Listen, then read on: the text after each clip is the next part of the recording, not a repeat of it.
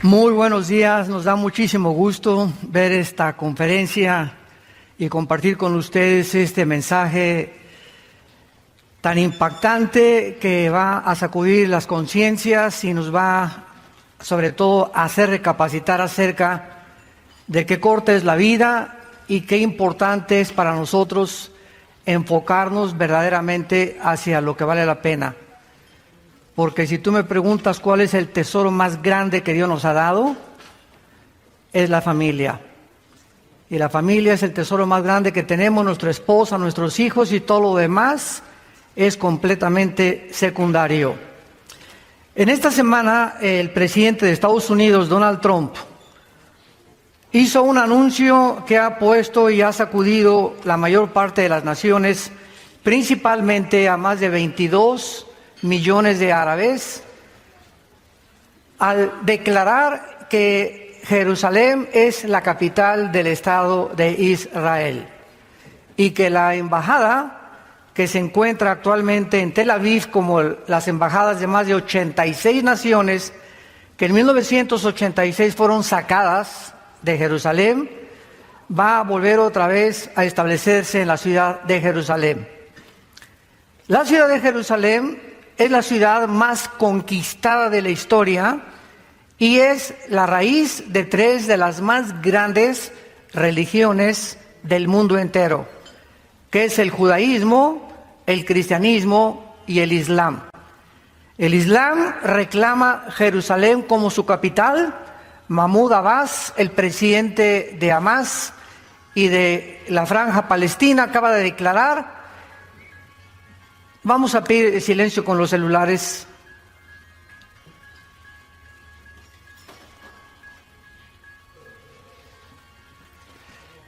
Y estamos tratando de poder compartir con ustedes la importancia que tiene estas declaraciones.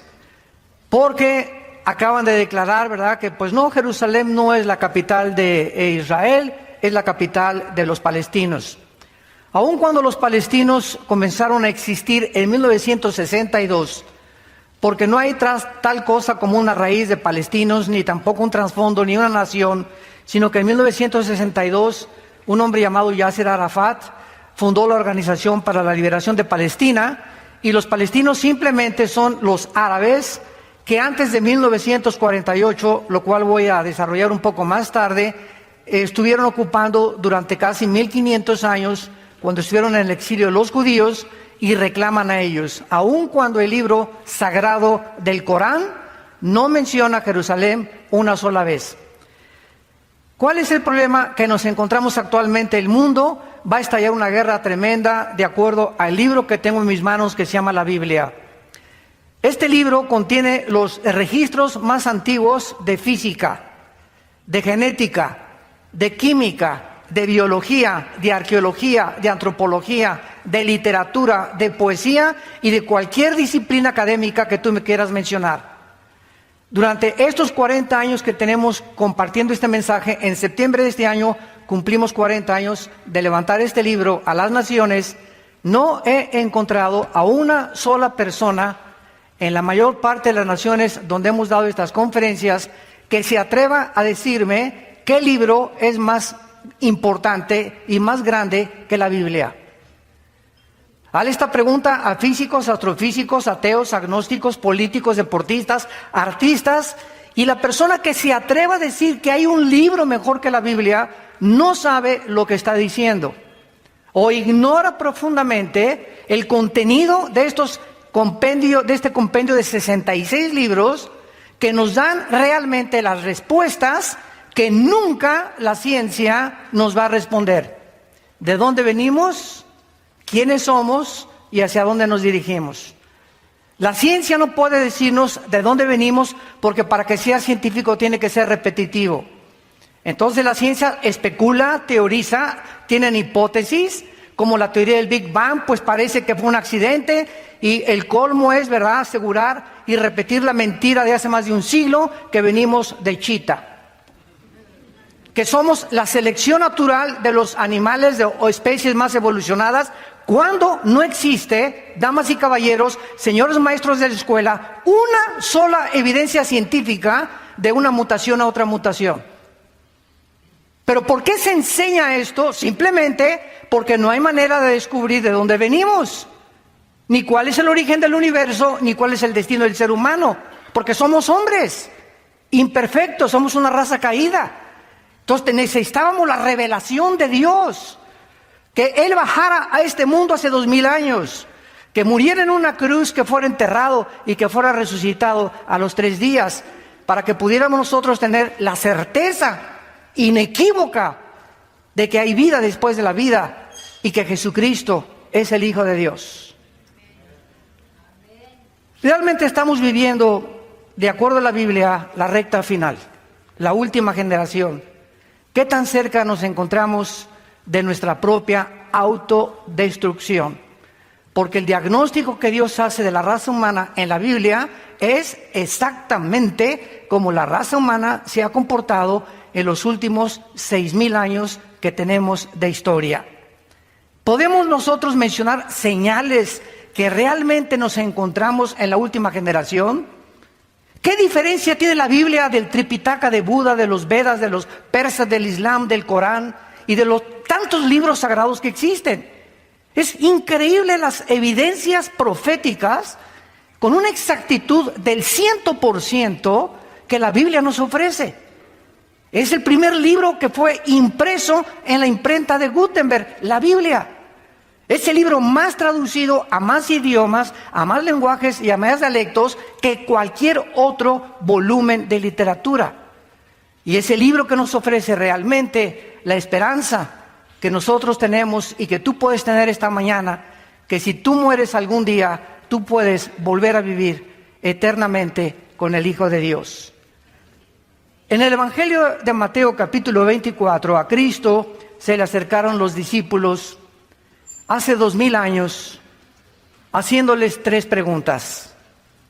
Y estando él sentado en el monte de los olivos, versículo 3, los discípulos se le acercaron aparte diciendo, dinos, número 1, ¿cuándo serán estas cosas? 2, ¿qué señal habrá de tu venida? Y número 3, ¿qué señal habrá del fin del mundo? Respondiendo Jesús les dijo, miren que nadie los engañe. Vendrán muchos en mi nombre diciendo, yo soy el ungido, o sea, yo soy el Cristo, y a muchos se engañarán. Y oirán de guerras y rumores de guerras. Miren que no se turben, porque es necesario que todo esto acontezca, pero aún no es el fin.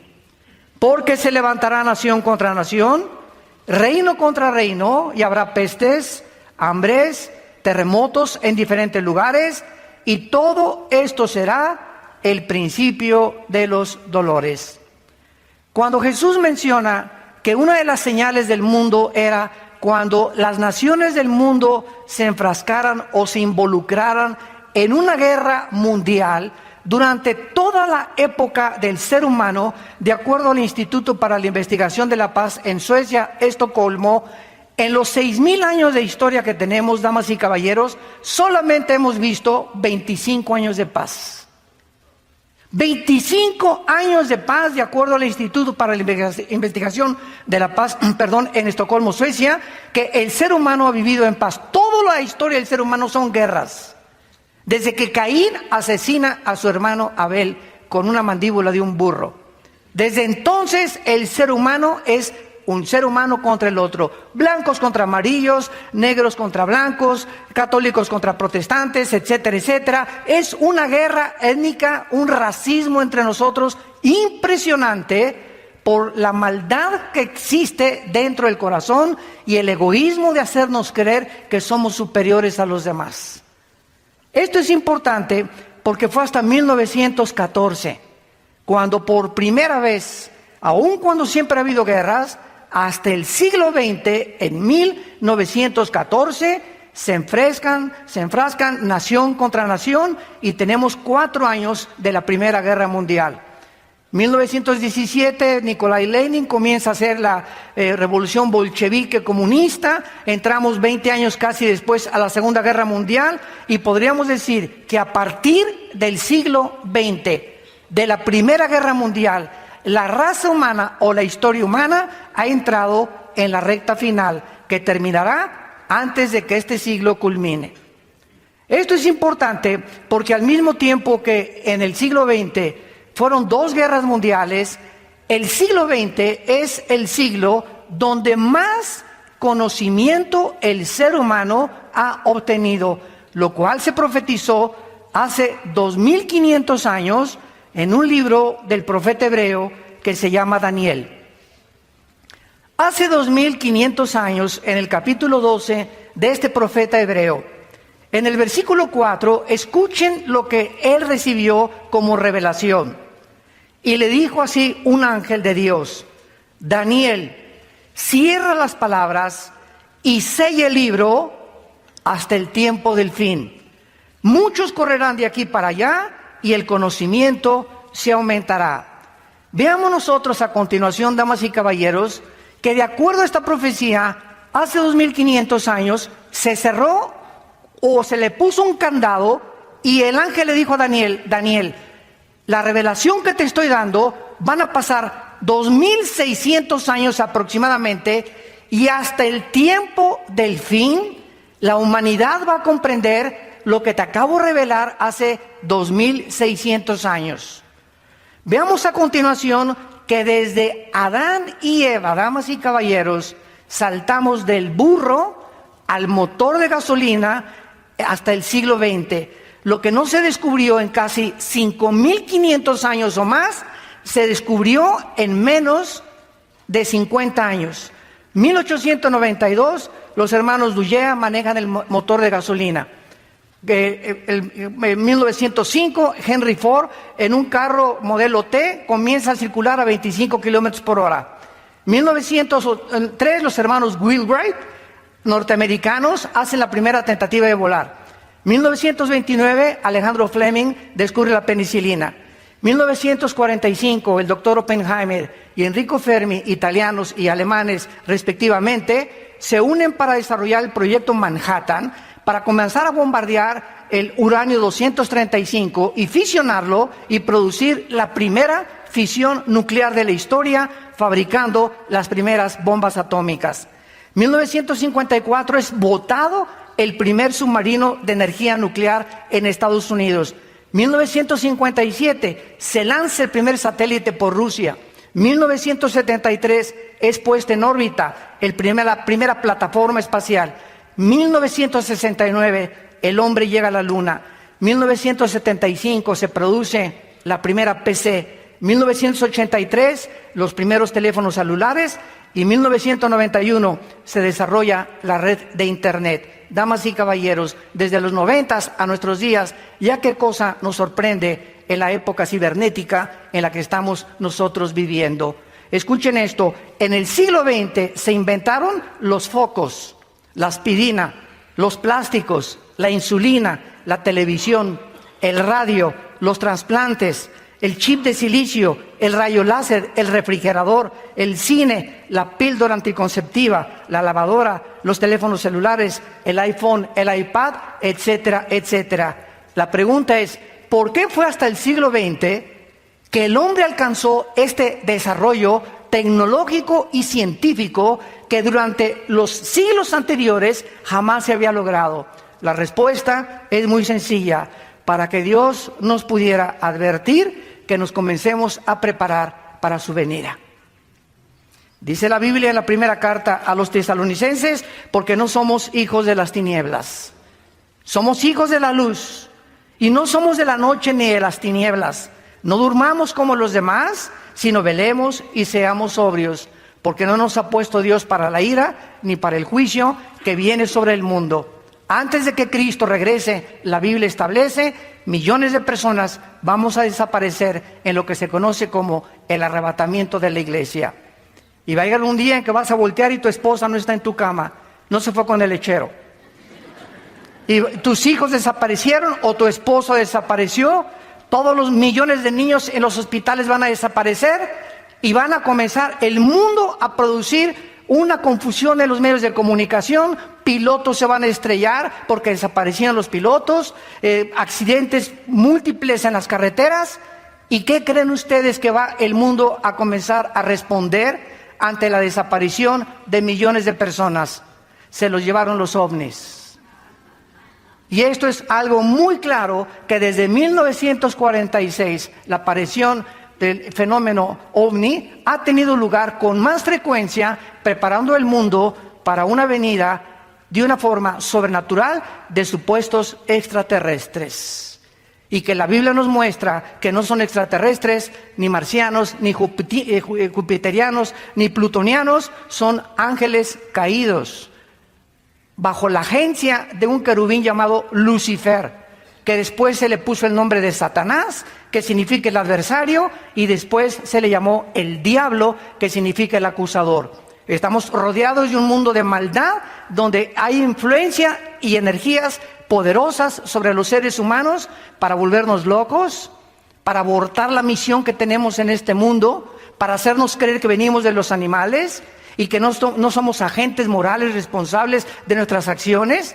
Es un mundo completamente dominado, en el cual, cuando conocemos la verdad, Jesús dijo, la verdad te hará libre. Y no es hasta que conoces la verdad en Jesucristo que tu mente será engañada e irás de botella en botella, de mujer en mujer, de negocio en negocio, de filosofía en filosofía, cienciología, que el Calimán, y que la cientología, y que esto y el otro, y que la dianética, etcétera, etcétera. Y el mundo está perdido y se siguen oyendo las palabras: yo soy el camino, la verdad y la vida. Las palabras del Hijo de Dios.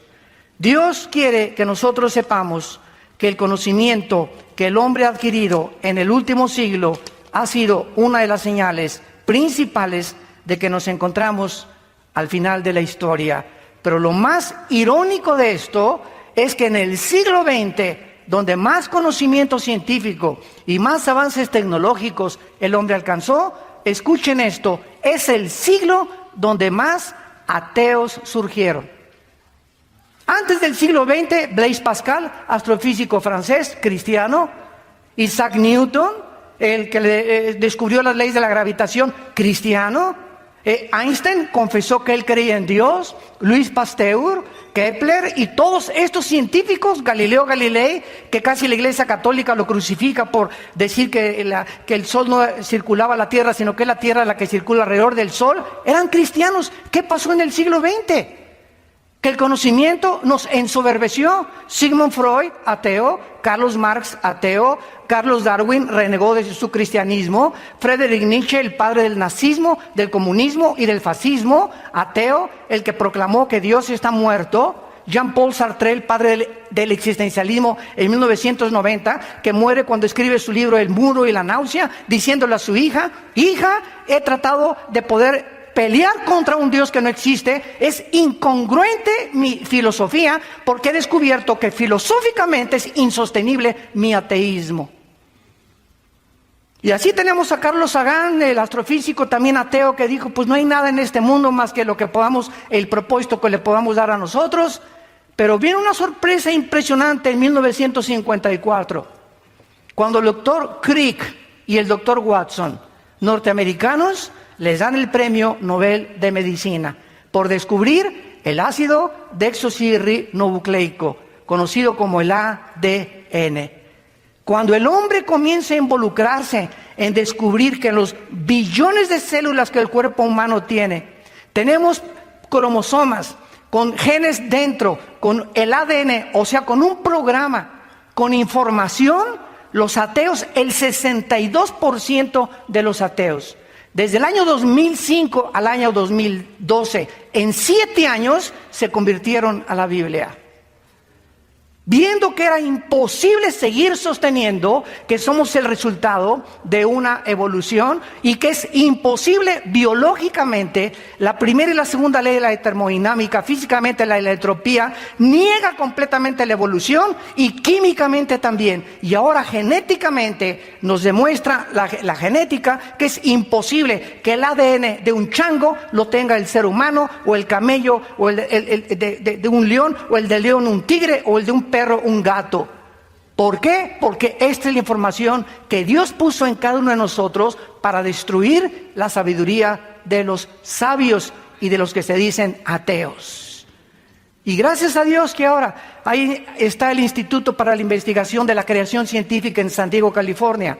El Instituto, apúntalo, para la Investigación Científica en San Diego, California, que alberga más de 1,600 científicos con doctorados que se convirtieron al cristianismo y que proclaman que la Biblia es la palabra de Dios y que los cielos pasarán y que jamás ninguna cosa que la Biblia se adelanta a la ciencia, ningún libro sagrado puede ni siquiera discutir con la Biblia. Vemos en segundo lugar otra señal. En 1945 se sueltan 2 bombas atómicas sobre Hiroshima y Nagasaki, 2 ciudades y un puerto de Japón, matando a más de 150,000 japoneses. Es increíble que hace 2,400 años el profeta Zacarías, en el capítulo 12, capítulo 14, versículo 12, haya puesto estas palabras profetizando las consecuencias de lo que producen los rayos láser y los rayos gamma y las 500 partículas radiactivas que contiene cada bomba atómica. Escuchen Zacarías 14:12 y dice así: esta será la plaga con que herirá Jehová a todos los pueblos que pelearon contra Jerusalén. La carne de ellos se corromperá estando ellos sobre sus pies. Se consumirán en las cuencas sus ojos y la lengua se les deshará de su boca. Ni siquiera en este tiempo la pólvora se había inventado. Damas y caballeros, ¿saben ustedes que en 1942 Oppenheimer y Fermi hacen el proyecto Manhattan entre Estados Unidos, Canadá, Gran Bretaña, para un proyecto ultra secreto denominado Manhattan o el proyecto Manhattan?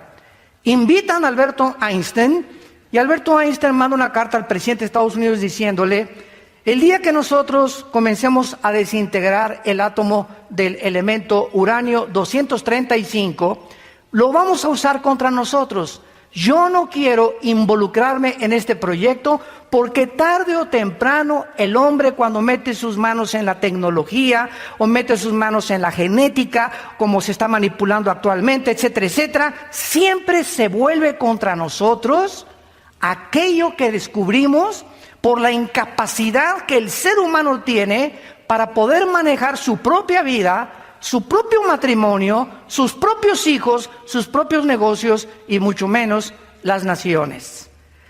El 6 de agosto de 1945, a las 8:15 de la mañana, se lanza a una altura de 500 metros. La bomba atómica no explota cuando toca el suelo. La bomba atómica explota a 500 metros antes de que toque el suelo, para su información. Se suelta una bomba sobre Hiroshima y esta bomba medía 3 metros y 4 toneladas de peso. Portaba uranio como material fusionable y su poder explosivo fue de 20 kilotones. Un kilotón equivale a 1 tonelada de dinamita. O sea, esta bomba, recuérdalo, tenía 20,000 toneladas de dinamita.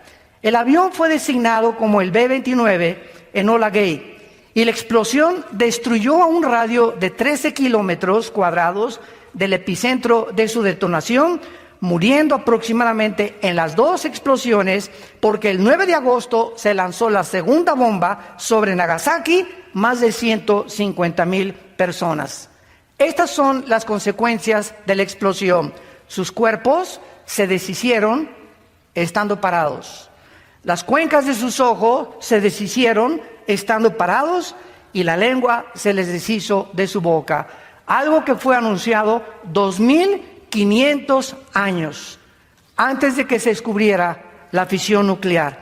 Ahora bien, esto no es absolutamente nada, porque en 1952 los Estados Unidos detonan la bomba de hidrógeno que acaba de detonar tu compadre Kim Jong de Corea del Norte.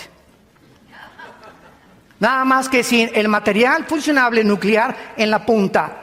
La bomba de hidrógeno tiene 1,000,000 de toneladas de dinamita.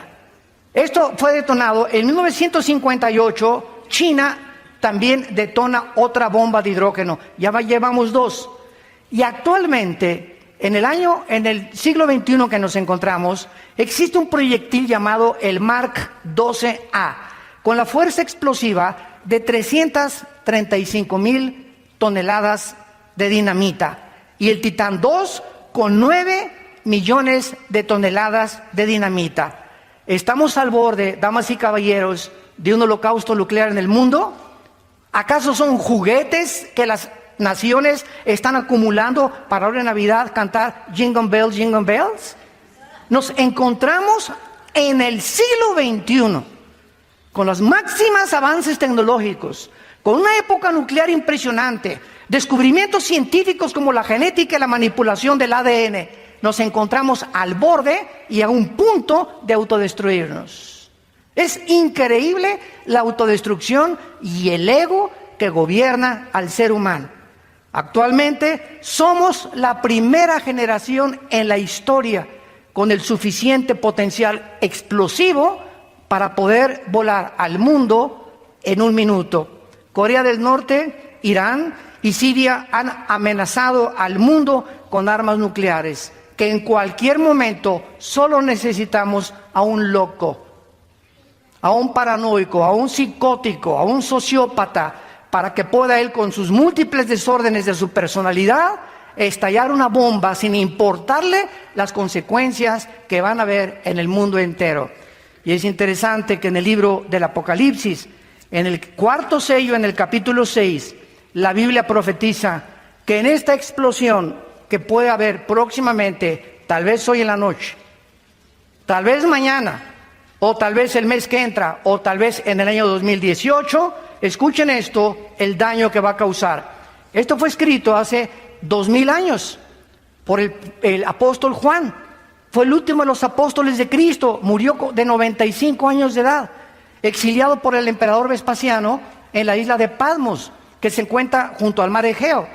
Cuando ustedes vayan a Jerusalén o a Grecia, nunca se pierdan este viaje a la isla de Patmos. Ahí se encuentra la tumba donde murió el apóstol Juan y donde Dios le reveló el Apocalipsis, que significa descorrer el velo o correr la cortina, o Dios nos abre la ventana para que veamos el futuro de la humanidad. Y escuchen lo que dice Apocalipsis 6, versículo 8. Miré y un caballo amarillo, y el que lo montaba tenía por nombre Muerte, y el infierno le seguía, o el Hades. Y le fue dada potestad sobre la 4ª parte de la tierra, para matar con espada, con hambre, con muerte y con las fieras de la tierra. Damas y caballeros, ¿cuántos habitantes poblamos el mundo actualmente? Aproximadamente somos 7.5 billones de personas en el mundo, de acuerdo al último almanaque. Aquí estamos hablando que la 4ª parte de la humanidad va a morir. ¿Saben cuántas personas hay desde Alaska hasta la Patagonia en el continente americano? No pasamos de las 1.500 millones de personas. Entonces estamos hablando que cuando esta guerra estalle, es lo más seguro que el continente americano vamos a desaparecer con todo y Querétaro. ¿Por qué les digo esto? Porque en la Biblia no aparece Querétaro. En la Biblia no aparecen los Estados Unidos de Norteamérica. A pesar de que desde 1945 Estados Unidos de Norteamérica ha tenido la supremacía militar, política y económica del mundo, compitiendo en la Guerra Fría con la Unión de Repúblicas Socialistas Soviéticas del 52 al 90-91, Estados Unidos no aparece en la Biblia. Y lo más seguro es que, como en la Biblia aparecen las naciones que van a sobrevivir a la última guerra, son las naciones, la mayor parte de Europa, algunas de Asia y del Medio Oriente. El continente americano desaparece completamente. Así que, ¿verdad? Prepárate para encontrarte con tu Dios, y si es a través de una guerra nuclear, nosotros ya tenemos lista la maleta para irnos el día que sea. Dice la Biblia que ahora nosotros encontramos la tercera señal acerca de que nos encontramos en la recta final. Cuando el último zar de Rusia, Nicolás II, un misionero se acercó a él y le hizo esta pregunta, el zar: dime una prueba de que existe Dios. El misionero le dijo al último zar de Rusia, Nicolás II, Israel. Cuando el zar oyó la palabra Israel, comenzó él a cuestionar desde luego al misionero con mucho más preguntas, y la mayor parte del mundo ignora que Israel, que es el tamaño de Nueva Jersey, Estados Unidos, es un botoncito en el Medio Oriente, rodeado por más de 20 naciones árabes con más de 25 millones de personas. Es la única civilización étnica en la sociología, la única civilización que ha sobrevenido a todos los babilonios, a los griegos, a los egipcios, a los caldeos. Todos han desaparecido en las arenas del desierto, pero Israel, el 14 de mayo del siglo pasado, de 1948, ante los ojos expectantes de la humanidad, en un solo día se constituye en el Estado libre, soberano e independiente de Israel, nombrando a David Ben Gurión el primer ministro y convirtiéndose en el centro de la manzana de la discordia, principalmente Jerusalén, hasta el siglo XXI en que nos encontramos. En el libro de Amós, en el Antiguo Testamento, capítulo 9, otro profeta hebreo se hizo esta profecía acerca de que Israel tenía algún día, después de ser exiliado, cuando el general Tito, hijo de Vespasiano, el emperador romano, en el año 70 después de Cristo, llegó a Jerusalén y no dejó piedra sobre piedra. Arrasaron completamente Jerusalén. Escuchen esto, y desde el año 70 después de Cristo hasta el 14 de mayo de 1948, los judíos fueron esparcidos por el mundo entero y se mezclaron con los españoles, con los italianos. Hay mexicanos judíos que no lo saben que son judíos, costarricenses, nicaragüenses, negritos, etíopes, etcétera, etcétera. Se dispersaron las 10 tribus que los asirios en el año 700 antes de Cristo se llevaron cautivos a Siria. Y esto es impresionante, porque cuando este zar escuchó que el pueblo judío era una evidencia de la existencia de Dios, lo vamos realmente a comprobar. En primer lugar, ¿por qué Dios escoge a los judíos? Y si hubiéramos sido los mexicanos, ¿y por qué no los italianos? Y si hubieran sido los ticos de Costa Rica, los nicaragüenses, ¿y por qué no nos escogió a nosotros? La cuestión es la siguiente: Dios en su soberanía escoge a un pueblo para formarlo sobrenaturalmente, porque el pueblo judío nació de la esposa de Abraham, Sara, cuando ella tenía 90 años y los ginecólogos le dijeron que era estéril. Abraham, ni con las pastillas que hay ahorita, podía Abraham, ¿verdad?, tener hijos.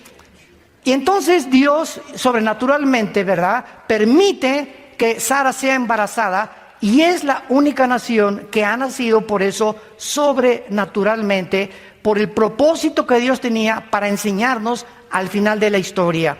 Entonces, en segundo lugar, Dios escoge a los judíos para que a través de ellos tuviéramos 66 libros que forman el compendio de las Sagradas Escrituras, y para que a través de los judíos, y no hubiera ninguna otra alteración, todos los autores de la Biblia, menos el doctor Lucas, que era gentil, eran todos hebreos. Número 3, Dios escoge a los judíos para que a través de este grupo étnico naciera el Mesías prometido, Jesucristo, el Hijo de Dios. Cuando Jesucristo hace su aparición en la escena mundial, Jesucristo tenía que demostrar que Él descendía genéticamente de Abraham y de Adán, para poder identificarse con todos nosotros.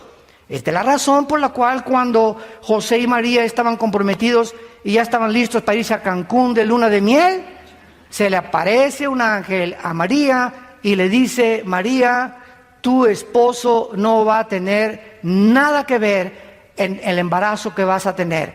Ella se espantó y dijo: ¿cómo es posible que me pueda embarazar si José y yo estamos comprometidos? Y entonces el ángel, en el Evangelio de Lucas y el Evangelio de Mateo, le dicen a María: el santo ser que va a nacer en tu vientre será hijo del Altísimo y le pondrás por nombre Yeshua, que significa Jesús el Salvador. Ahora bien, damas y caballeros, hasta 1954, escuchen muy bien, hasta 1954, cuando se descubre el ADN, la gente comienza a entender por qué José no se pudo meter con María. ¿Por qué el Hijo de Dios no podía nacer como tú y yo nacimos? Y entonces se descubre que las mujeres tenemos 46 cromosomas los hombres y 46 cromosomas las mujeres. Pero las cromosomas del óvulo o sexuales de la mujer son 23 cromosomas. Y las 23 cromosomas del cromosoma o del esperma del varón, apúntalo. La mujer tiene 2 cromosomas XX. El hombre tiene cromosomas XY. Y estas cromosomas son las que determinan el género masculino o femenino. Tú eres varón y yo soy varón porque mi padre, cuando tuvo relaciones con mi mamá, fue el cromosoma Y el que fertilizó el óvulo de mi mamá y nacimos varones. Y tú eres mujer porque el cromosoma X de tu papá fertilizó las 2X de tu mamá y naciste mujer. En otras palabras, las mujeres no tienen el cromosoma Y, solamente tienen 2X, el hombre tiene el Y. Ahora, ¿qué fue lo que pasó?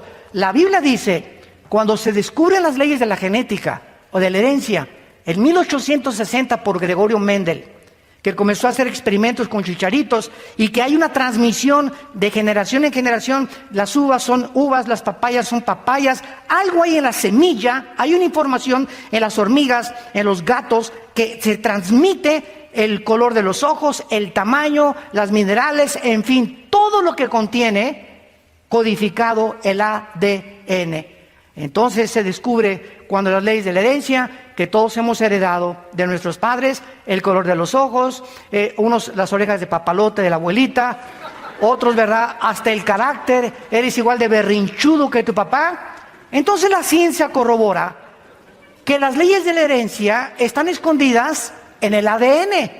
Ahora la Biblia es el único libro que nos dice que hemos heredado también algo espiritualmente, porque somos espíritu, tenemos un alma y vivimos dentro de un cuerpo, de acuerdo a la Biblia.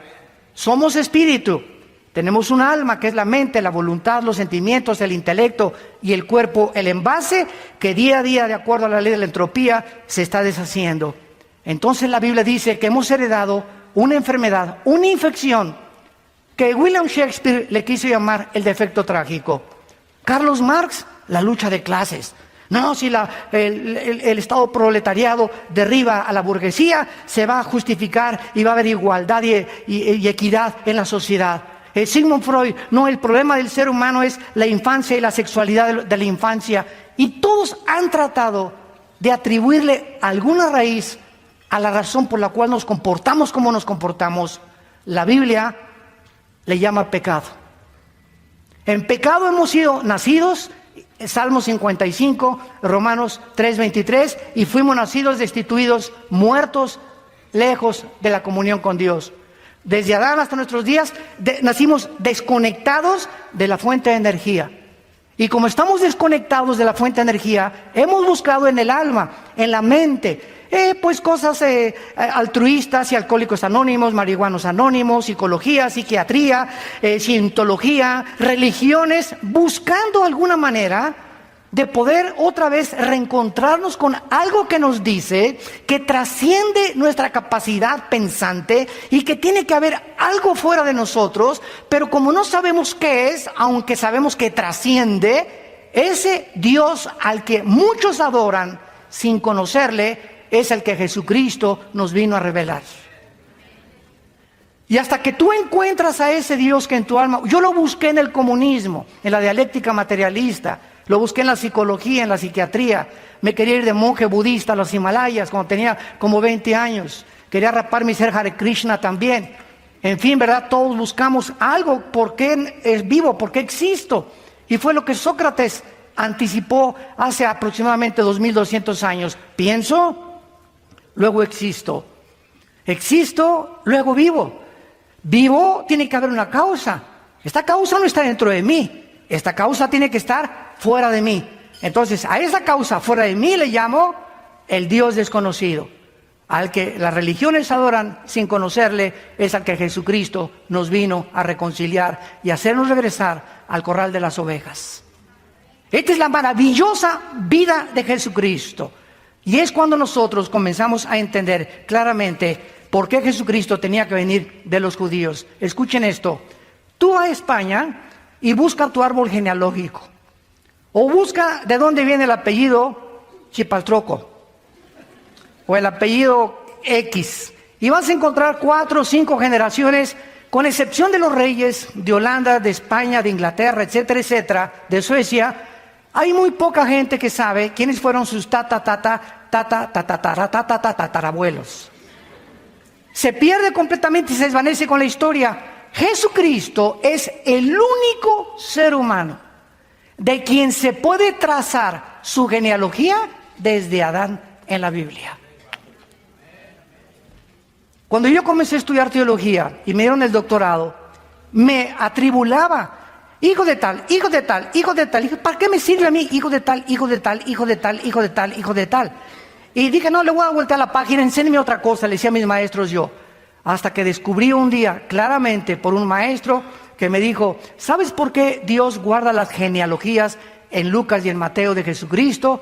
Para que Él pudiera demostrar con sus credenciales a los judíos y a los árabes que Él venía y descendía de Abraham.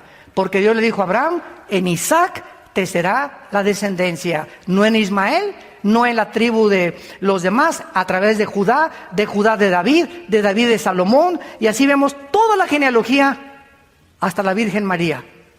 Y la Virgen María descendía de Salomón, el hijo de David, que vino a través de Abraham para que supiéramos nosotros que Él era el Mesías prometido por Dios. Esto es maravilloso a los ojos de la Biblia. Pero veamos en Amós capítulo 9 esta profecía que contiene 3 puntos sobrenaturales. Y dice así, Amós 9, 14 y 15. Traeré del cautiverio a mi pueblo Israel. Edificarán las ciudades, las habitarán, plantarán viñas, beberán el vino de ellas, harán huertos, comerán el fruto de ellos. Pues los plantaré sobre su tierra y nunca más serán arrancados de su tierra que yo les di, ha dicho Jehová Dios tuyo. Cuando los judíos regresan casi después de 2000 años a la tierra de Israel, no había un solo árbol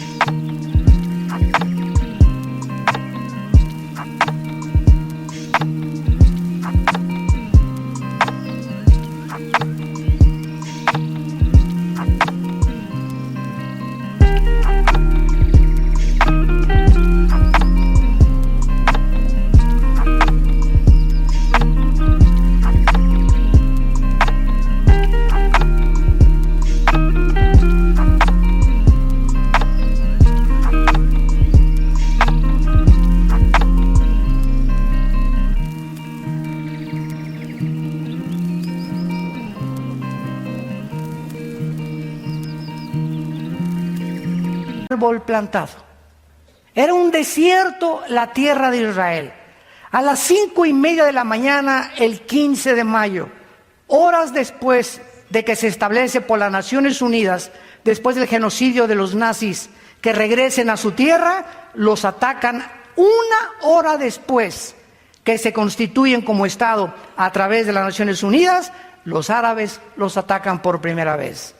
Y después vienen las guerras que vamos a ir viendo, pero cuando llegan los judíos no había árboles. En 2000 años, los pocos árabes, que ahora les llaman palestinos, no sembraron ningún árbol. ¿Saben ustedes que en 1950, 2 años después de que ellos llegan a Israel, plantan en la obra de la ingeniería hidráulica más portentosa del siglo XX, 7 millones de árboles, olivos. En 2 años irrigan la tierra y plantan más árboles de los 6 millones de judíos que los nazis asesinaron en la Segunda Guerra Mundial. Aquí lo dice claramente: traeré del cautiverio a mi pueblo Israel y habitarán las ciudades que yo les he dado. Ahora bien, los plantaré y a nadie los va a arrancar. Cuando ellos llegan, los atacan. En el 52 los vuelven a atacar. En 1967, la guerra más portentosa, sorprendente y misteriosa de todas las milicias de Alejandro el Magno, de Napoleón Bonaparte, de Carlomagno, el general Schwarzkopf, que fue el general que dirigió la coalición en 1990-91 en la guerra del Golfo Pérsico, graduado de West Point, escribe en sus memorias, lo puedes comprar por internet, el libro del general Schwarzkopf, lo que él dice: la guerra de los 6 días en Israel es la guerra más milagrosa, portentosa, sobrenatural que he leído y que jamás nadie puede jamás sobrepasar. ¿Qué pasó en la guerra de los 6 días en junio del 1 al 6 de 1967? El presidente Nasser, en aquel tiempo de Egipto, junta Jordania, Siria, Líbano, Irak, y les dice: aplastemos a los judíos, saquémoslos al mar Mediterráneo y terminemos con este problema de una vez y para siempre. Dios les salva milagrosamente, porque después de que Egipto, Siria, Irak y Jordania, con casi 500,000 de soldados, 2.800 tanques y 800 aviones rodean a Israel. Escuchen esto. En la ley de las probabilidades, los que les gustan las matemáticas, si nosotros somos ahorita 800 personas en este salón y nos rodea un ejército de 20,000 soldados, vamos a poner 5,000 ametralladoras y nosotros tenemos 50 ametralladoras. En la ley de las probabilidades, ¿qué probabilidades tendríamos de salir vivos? Yo les voy a decir cuántas: 10 a la 12ª potencia. Infinito. Escuchen, son las mismas probabilidades que Israel tenía en 1967 para que salieran vivos. ¿Qué sucedió? El 2 de junio, un sargento iraquí se comunica con uno de Libia, de Líbano, y le comienza a transmitir un mensaje del ataque contra Israel. La intercepción que tenían los judíos ya en ese tiempo, porque son los amos de la aviación todavía, los mejores pilotos del mundo, más que los norteamericanos, que los ingleses y que los rusos, son los pilotos judíos ahorita, interceptan este mensaje y los aviones judíos, el F-16, se suben 6 pilotos el 2 de junio y a las 4:30 de la mañana, cuando estaban soñando todavía en el Calimán los egipcios y los sirios y los iraquíes, bombardean sus aeropuertos y acaban completamente con toda la aviación de todos ellos. El 4 de junio los judíos dominaban el aire, lanzan todos los tanques y el 6 de junio se encontraban en la península del Sinaí, en las colinas del Golán, al norte del mar de Galilea, y habían reconquistado por primera vez Israel, Jerusalén, la parte occidental y la parte oriental. El general Moshe Dayan, que fue el que dirigió esta operación de guerra, se levanta, ¿verdad? Alaban a Jehová y le dan gracias a Dios, y las Naciones Unidas les mandan un mensaje: por favor, retírense de la colina del Golán, retírense de Egipto, porque si no se arma otra guerra y vamos a partir Jerusalén en 2 secciones. Se pueden quedar con la parte oriental, que es el Muro de los Lamentos, donde están ahorita, y en la parte occidental, que es donde están los musulmanes con la mezquita de Omar. Desde 1948 hasta el 67 habían tenido el control otra vez de Jerusalén. Damas y caballeros, qué impresionante que hayan terminado la guerra en estos 6 días. ¿Saben por qué acabaron el 6º día? Porque el 7º tenían que descansar. Hasta eso, ¿verdad? Fue algo irónico completamente. ahora después se levanta Yasser Arafat, se levanta Hezbollah, se levanta Hamas, se levantan todos los grupos terroristas, los han bombardeado, los han tratado de sacar. Nunca desde el 48, escuchen esto, los medios de comunicación te pueden decir muchas cosas, nunca desde el 48 Israel ha comenzado una sola guerra. Siempre han sido defendidos por Estados Unidos o por las mismas armas que ellos tienen. Pero nunca han sido ellos los agresores. ¿Por qué? Porque el juramento de Yasser Arafat y de Mahmoud Hamas antier dijo: nosotros no vamos a tolerar que Jerusalén sea la capital de los judíos, es la capital de los palestinos, y daremos nuestra vida por ellos. Y así dice la Biblia que va a terminar la historia humana en Jerusalén. Escuchen lo que dice Zacarías capítulo 12, otro profeta de hace 2600 años. Dice en Zacarías capítulo 12, versículos 2 y 3.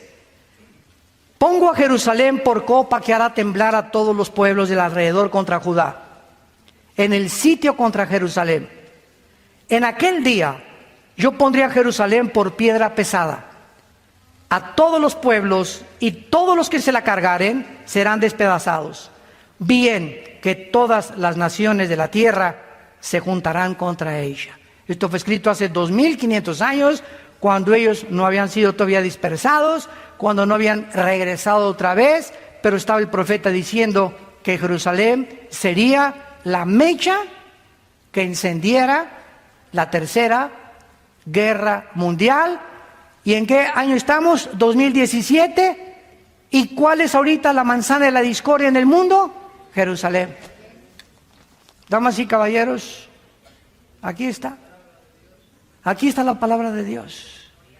Exactamente cada siglo, cada año, cada década que pasan los acontecimientos científicos relevantes, tecnológicos, geopolíticos, la Biblia se adelanta para demostrarnos que solo Dios puede darnos el futuro y asegurarnos con la exactitud del 100% que en 2000 años que la Biblia existe, nunca ha habido nadie que pueda atacarla o decir hay una contradicción. Cuando esa persona tarde o temprano descubre que su problema es de él, es mental, no entiendes por qué es la mente de Dios.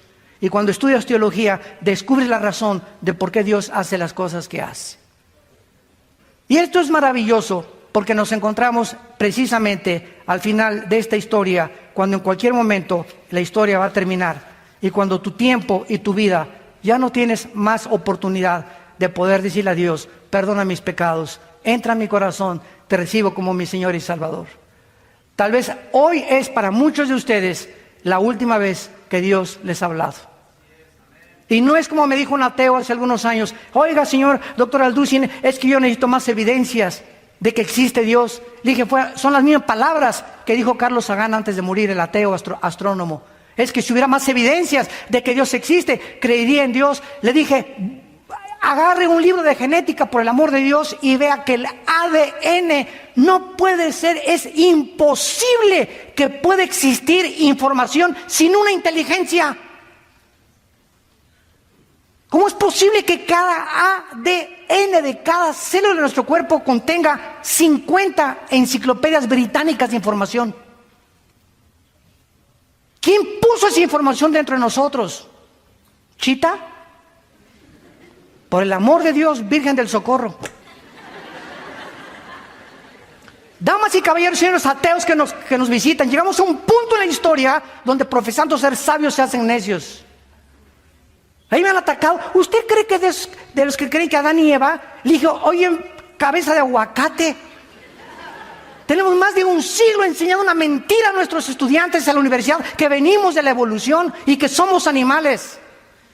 Y si es así, no necesitamos un salvador, no necesitamos reglas morales, ni un código de conducta, no necesitamos 10 mandamientos, porque en ese momento le dije a este ateo, tú eres tu Dios, y tú haces tus propios mandamientos, y no te atrevas a decirle a tu hijo, no fumes marihuana, o no te acuestes, hija, con esa persona antes de casarte, porque tú tienes tu moral, él tiene su moral, y entonces todos somos dioses. No hay una verdad, ni una equidad, ni un código de conducta absoluto al cual podamos nosotros tener como punto de referencia. Nos convertimos en dioses. Y esta es la razón por la cual estamos a punto de destruirnos. porque no hemos querido entender que Dios nos hizo a su imagen y semejanza, que hace 2000 años murió su Hijo en una cruz y dio su sangre y fue coronado con espinas, sus manos y sus pies sangraban. Y ahí en la agonía más grande Jesús decía: perdónalos porque no saben lo que hacen. Jesucristo es la personalidad más impactante de la historia. A ver, ¿de quién se celebra su nacimiento como ahora en Navidad? ¿De Buda? ¿De Mahoma? ¿De Hare Krishna? ¿De Mahatma Gandhi? ¿De Zoroastro? Dime tú, tu gallito giro, como dicen en Querétaro. ¿De qué otro hombre separan todo y todo se convierte? Hasta los ateos no van a trabajar. O sabemos que no nació el 24 de diciembre, pero es como el Día del Padre, que escogen cualquier día, el Día de la Madre, el día, etcétera, etcétera. Se escogió el 24 de diciembre. ¿Qué importa el día si no nace en tu corazón? Pero además de eso, ¿de qué otro hombre se celebra su muerte como en Semana Santa? ¿De tu tío? ¿De Nietzsche? ¿De Sartre? ¿De Bertrand Russell? ¿De Richard Dawkins? El ateo que está ahorita de moda, que escribió puras, yo le llamo marihuanadas. A ese grado hemos llegado la humanidad de tontería. Tenemos más de un siglo creyendo, insistiendo que venimos de los animales, cuando no hay pruebas científicas, ni físicas, ni genéticas, ni biológicas de ello. Pero ¿por qué insistimos? Por el orgullo intelectual.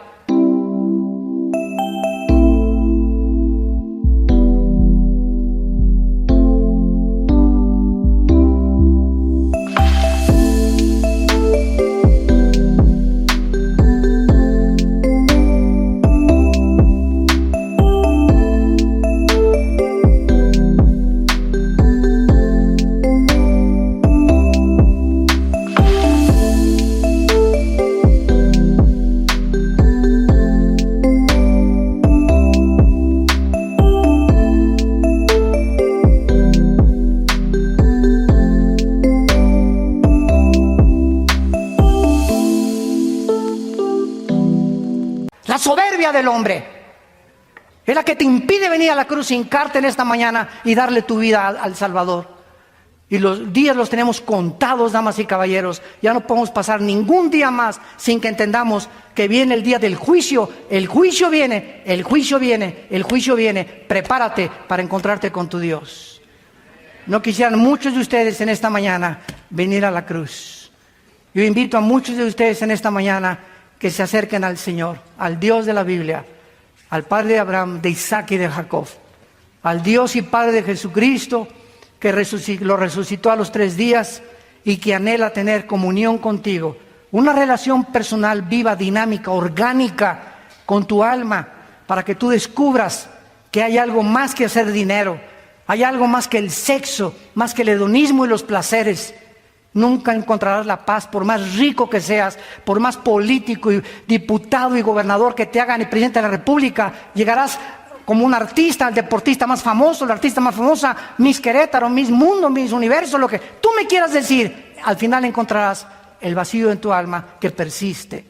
Como dijo Madonna hace 6 meses, tengo miedo de pasar los 55 años de edad y no tener la adrenalina de un público que me adore, porque se me va a acabar.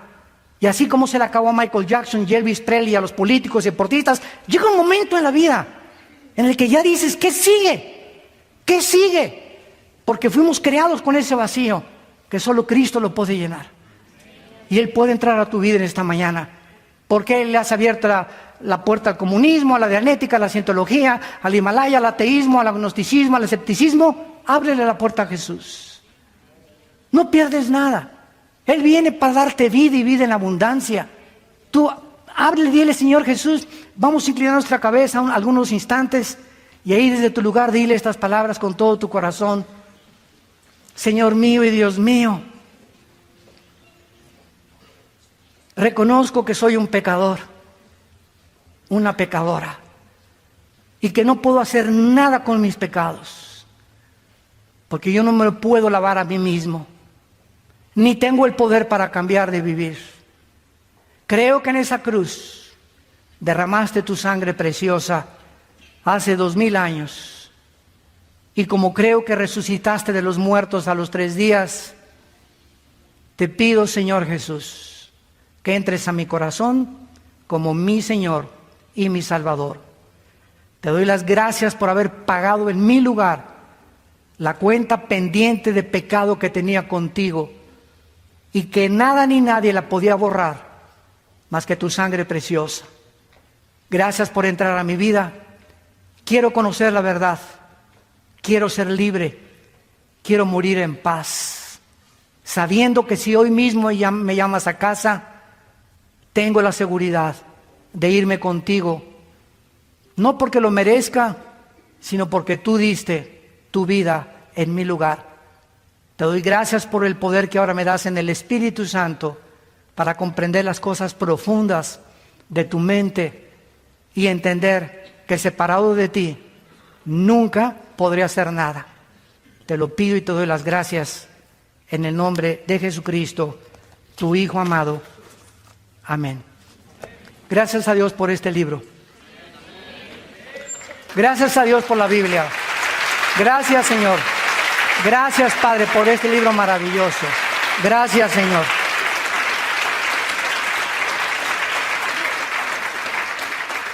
Todas las personas que en esta mañana hayan hecho esta oración, no hay ninguna persona que Cristo haya llamado a escondidas. Todas las personas que Jesús las llamó públicamente. Zaqueo el chaparrito, bájate del árbol y sígueme. Mateo, déjame tu mesa de impuestos y sígueme. Los pescadores, vengan y síganme. Dejando sus redes, le siguieron. Si tú en esta mañana acabas de hacer esta oración por primera vez, invitando a Jesucristo a tu vida, ahí desde tu lugar, yo te invito a que te pongas de pie. Párense todos los que hicieron esta oración por primera vez. Gracias a Dios. Mira cuánta gente. Que Dios los bendiga. Gracias, Señor. Gracias, Padre. Gracias, que Dios la bendiga. Gracias, que Dios lo bendiga. Gracias a Dios. Gracias. Gracias, muchas gracias. Qué lindos jóvenes, gracias. Oh jóvenes, acuérdense de su juventud. Acuérdense de Dios en los días de su juventud. Qué lindo los jóvenes que se van a recibir a Cristo. Los matrimonios se pararon de la mano juntos. Que Dios los bendiga, gracias a Dios. Los viejitos, gracias a Dios, que Dios los bendiga. Ya tienen la visa hoy en la noche para el otro lado. Garantizada por la sangre de Jesucristo. Gracias a Dios. Dios te bendiga también. Gracias a Dios. Gracias por tu vida. Dichosos y felices los pobres en espíritu, porque ustedes verán a Dios. Dichosos y felices todos ustedes que son misericordiosos y que no ven a la gente como tus intereses o como personas para ser usadas, sino que vemos a la gente como almas necesitadas que necesitan a Cristo. Y dichosos y felices seas cuando te persigan y cuando la gente se burle de ti porque eres cristiano. No te amedrentes, al revés, gózate, porque así persiguieron a los profetas, a los apóstoles y al Hijo de Dios. Si a Él hicieron eso, ¿qué nos pasará a nosotros? Gocémonos y alegrémonos cuando en el nombre de Jesús somos perseguidos, porque grande es el galardón que Dios tiene para ustedes en los cielos. Que tengan mucha paz y que Dios los bendiga.